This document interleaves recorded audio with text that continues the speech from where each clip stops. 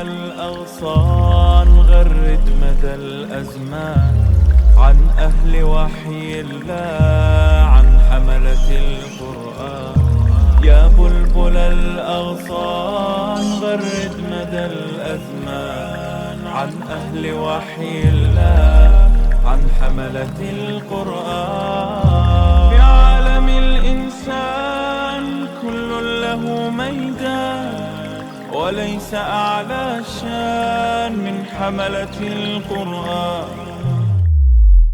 بسم اللہ الرحمن الرحیم. الم تر کیف فعل ربک باصحاب الفیل. کیا تم نے نہیں دیکھا کہ کیسا کیا معاملہ تیرے رب نے ہاتھی والوں کے ساتھ. جس سال نبی اکرم صلی اللہ علیہ وسلم کی پیدائش ہوئی ہے وہ عام الفیل ہے. جس سال یہ واقعہ پیش آیا تھا اسی سال نبی اکرم صلی اللہ علیہ وسلم کی پیدائش ہوئی تھی، بلکہ بعض روایت میں حضور صلی اللہ علیہ وسلم کی پیدائش کا دن بھی وہی ہے. یہ واقعہ کیا تھا کہ یمن کا ایک بادشاہ تھا ابرہہ. اس کے علم میں آیا کہ مکے میں ایک گھر ہے، پورے عرب کے لوگ اس گھر کو وزٹ کرتے ہیں، اس کے طواف کرتے ہیں، چکر لگاتے ہیں، اس کو رسپیکٹ دیتے ہیں. تو اس نے کہا میں بھی ایک گرجا بناؤں گا. عیسائی تھا. یمن میں اس نے ایک گرجا بنایا، بہت پیسہ خرچ کیا اس پر، اور پورے عرب کو دعوت دی کہ بجائے ادھر کرنے کی میں تمہیں یہ فیسلٹی پرووائڈ کروں گا، تم یہاں آ کے طواف کیا کرو، یہاں آ کے وزٹ کیا کرو. لیکن آیا کوئی بھی نہ اس کو. تو اس کو بڑا غصہ آیا اور وہ بھنا کر ہاتھیوں کا لشکر لے کے آیا کہ میں ہاتھیوں سے خانہ کعبہ کو بلڈوز کر دوں گا، جب یہ گر جائے گا تو پھر خود ہی میرے گھر کی طرف آئے. اب اللہ تعالیٰ کو آنکھیں دکھانا کوئی آسان کام تو نہیں ہے.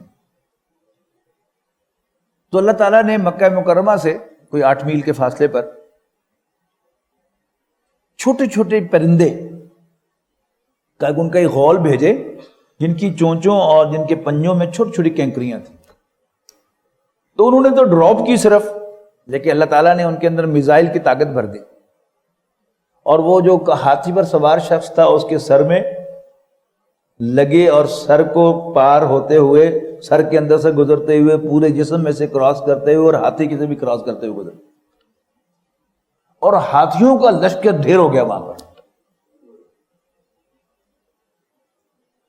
میں نے آپ کو نوٹ کروایا تھا سورہ قاف میں اور سورۃ زاریات میں، ان دونوں صورتوں میں کہا گیا تھا نا کہ سورۃ قاف میں کہا تھا کہ وَكَمْ أَهْلَكْنَا قَبْلَهُمْ مِنْ قَرْنٍ هُمْ أَشَدُّ مِنْهُمْ بَطْشًا فَنَكَّبُوا فِي الْبِلَادِ هَلْ مِن مَحِيصٍ. یہ کتنی ہی بستیاں، کتنی ہی نسلیں ہم نے تباہ کر دیں ان سے پہلے، مکے والوں سے پہلے، جو ان سے زیادہ پاورفل تھے، یعنی پکڑنے میں، ہولڈ کرنے میں وہ ان سے زیادہ طاقتور تھے. لیکن could they find a way escape کر سکے؟ بھاگ سکے؟ نہیں. ان فی ذالک لذکریٰ، یقیناً اس میں ایک نصیحت ہے. لمن کان لہ قلب، ہر اس شخص کے لیے جو اس کا دل زندہ ہو. دل بیدار پیدا کر کے دل خوابیدہ ہے جب تک، نہ تیری ضرب ہے کاری نہ میری ضرب ہے کاری. تو جو زندہ دل ہے، جس کا دل زندہ ہے، اس کے لیے اس میں نصیحت ہے. نصیحت کیا ہے؟ کسی سے ڈرنے کی ضرورت نہیں ہے. جیسے وہ ہاتھیوں کا لشکر تھا، فرعون کو چھوٹی طاقت تھی، لیکن شاید 1 سیکنڈ بھی نہیں لگا اس کو اس پورے لشکر کو تباہ ہوتے. اللہ تعالیٰ کا مقابلہ کر سکتا ہے کوئی؟ اسی طرح ہاتھی، یعنی اس کی شکل دیکھ کر یہ اندازہ ہوتا ہے کہ یہ کسی سے ٹکرائے گا. اگر آپ اس کو خانہ کعبہ کو اللہ کا گھر، یعنی فار اے مومنٹ آپ یہ نہ سمجھیں کہ اللہ کا گھر ہے، تو پھر کیا ہے؟ دیوار ہی ہے نا ایک. اس کو بھی یہی خیال تھا کہ ایسے ہاتھی جا کے ٹکر ماریں گے تو مسمار ہو جائے گا. لیکن اللہ تعالیٰ کی کچھ اور ہی پلاننگ تھی. تو آج امریکہ کی جو دہشت ہے دنیا پر وہ اسی طرح کی ہے. اور وہ جو بحری بیڑا ایران کی طرف آ رہا ہے، ہم سب جانتے ہیں کہ کدھر اس کا رخ ہے. لیکن ڈرنے کی ضرورت نہیں ہے. ہمیں توبہ کرنی چاہیے، اور اللہ کے دین کے لیے، یہ پاکستان ہم نے اسلام کے لیے حاصل کیا تھا، اور لیلۃ القدر میں حاصل کیا تھا، 27ویں شب کو یہ ملا تھا ہمیں، یہ اللہ تعالیٰ کا خاص تحفہ ہے، قدر کی رات، نائٹ آف ویلیو میں ملا ہے۔ آج بھی اس کی قدر کر لیں، اور ہم میں سے ہر شخص یہ عہد کر کے اٹھے کہ میری آئندہ زندگی اللہ تعالیٰ کی وفاداری میں گزرے گی۔ تو دیکھنا پھر کوئی ڈرنے کی ضرورت نہیں ہے، ہم اپنے لچھن ٹھیک کر لیں، اللہ تعالیٰ کو جو روٹھا ہوا ہے منا لیں، تو اللہ از ود اس، اس لیے کہ اللہ تعالیٰ ہمارا محتاج نہیں ہے۔ اے یہاں یورش تاتار کے افسانے سے پاسباں مل گئے کعبے کو صنم خانے سے۔ ڈاکٹر سارم صاحب رحمہ اللہ، ان کے جو آخری 2-4 سالیں کو تقریریں ہیں نیٹ پر، اب تو ہر چیز ملتی ہے، سن لیں ان کو۔ وہ تو کہتے تھے کہ ہماری بہت زیادہ پٹائی ہونے والی ہے، بلکہ یہ جو آخری خطاب تھا ان کی وفات سے 1 مہینہ پہلے ام المدارس میں، اس میں انہوں نے زور دے کر 3 دفعہ کہ ہماری بہت پٹائی ہونے والی ہے، بہت پٹائی ہونے والی ہے، بہت پٹائی ہونے والی ہے۔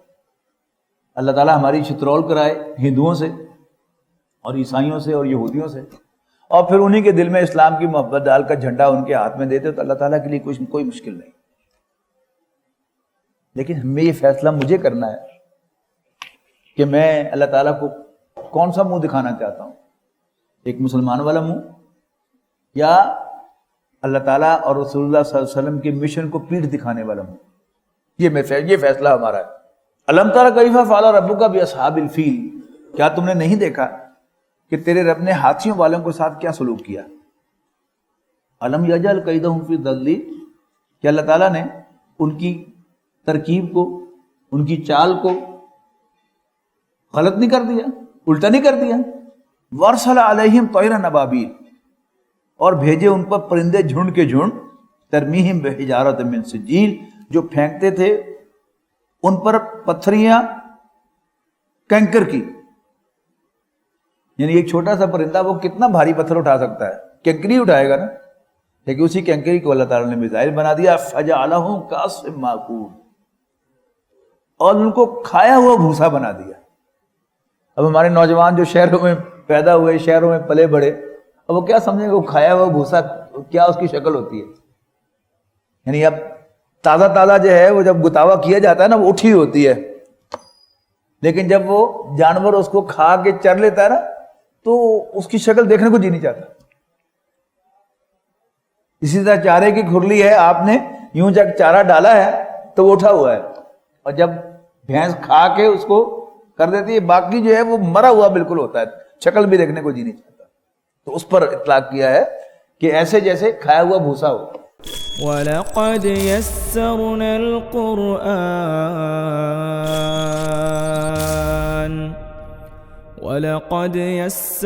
الْقُرْآنَ لِلذِّكْرِ فَهَلْ مِن مُّدَّكِرٍ